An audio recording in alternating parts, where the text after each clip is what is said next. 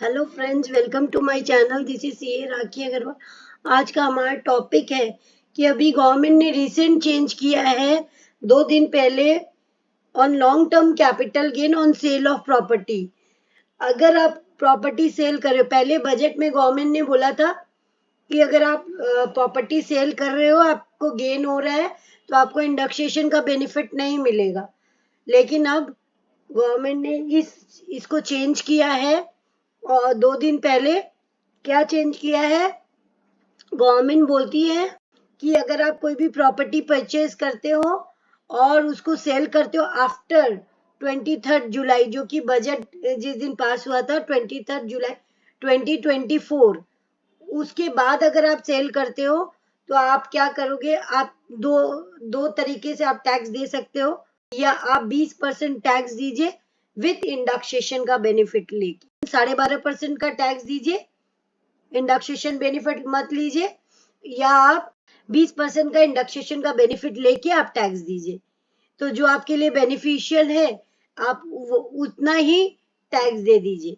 Government बोल रही है आपके पास 2 ऑप्शन है, आप या तो 12.5% का टैक्स दे दीजिए विदाउट टेकिंग इंडक्सेशन, या आप इंडक्सेशन का बेनिफिट लेके 20% पे टैक्स दे दीजिए। यही चेंज गवर्नमेंट ने अभी रिसेंटली 2 days बिफोर, 2 दिन पहले ये ट्वीट करके बताया है। तो इससे ये हम लोग एक एग्जाम्पल के थ्रू समझते हैं कि इसका इम्पैक्ट क्या पड़ रहा है। अगर आपकी प्रॉपर्टी अगर आप सेल कर रहे हो 23 जुलाई के पहले, जो कि आपने सपोज परचेज की थी 7-8 में, तो लॉन्ग टर्म प्रॉपर्टी हो गई आपकी। तो 4 करोड़ में आपने सेल की, आपने इंडक्सेशन का बेनिफिट लिया। बिकॉज अगर आप सेल कर रहे हो बिफोर 23 जुलाई 2024 तो उस पर कोई भी इम्पैक्ट नहीं है। जैसे आप प्रीवियसली कर रहे थे वैसे ही करोगे, मतलब जैसे आप पहले कर रहे थे, इंडक्सेशन का बेनिफिट लेके आप टैक्स दे दीजिए 20% पे। जैसे कि यहाँ कॉस्ट ऑफ इंडक्सेशन 10 लाख की प्रॉपर्टी है, कॉस्ट ऑफ परचेज इसकी 10 लाख है वो, और ये सेल हुई है जून 24 में। तो 24-25 का इन्फ्लेशन रेट लिया है 363 डिवाइडेड बाई 129, जो कि इन्फ्लेशन रेट है 7-8 का, जिस समय ये प्रॉपर्टी परचेज हुई थी। तो अब कितना कॉस्ट निकल के आ रहा है, 28,13,953। और आपको कैपिटल गेन कितना हो रहा है, 3,86,046।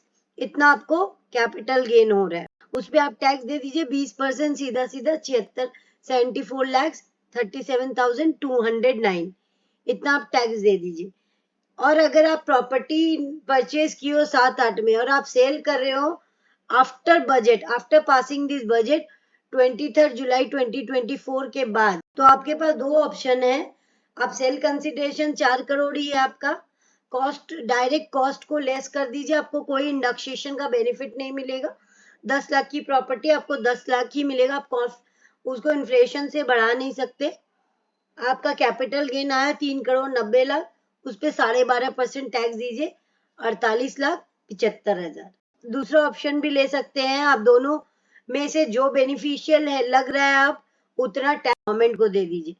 तो दूसरा आपके लिए है कि 4 करोड़ की प्रॉपर्टी है, कॉस्ट ऑफ एक्विजिशन इन्फ्लेशन से आप 363 डिवाइडेड बाई 129 कीजिए, तो आपका टैक्स बन के आता है 74,37,209।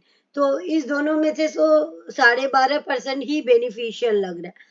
फिर आपको अगर आपको टैक्स नहीं देना है तो आपको एक ही प्रॉपर्टी में इन्वेस्ट करने को मिलेगा अंडर सेक्शन 54 में आप इन्वेस्ट कर सकते हो। लेकिन कितना, आपको अब ज्यादा इन्वेस्ट करना पड़ेगा, 3,90,00,000। अब आप ये नहीं कि कॉस्ट को हटा दे जाए, इन्फ्लेशन से हटा लोगे तो आपका जो कैपिटल गेन है 371, उतना आपको इन्वेस्ट नहीं करना पड़ेगा, आपको इन्वेस्ट करना पड़ेगा 390। जितना कैपिटल गेन आपको हो रहा है उतना पूरा आपको इन्वेस्ट करना पड़ेगा 54 में। गवर्नमेंट ने ये चेंज लाया है, अब देखते हैं कितना बेनिफिशियल है ये change. Thanking you for watching my video. If you like, please share, subscribe my channel.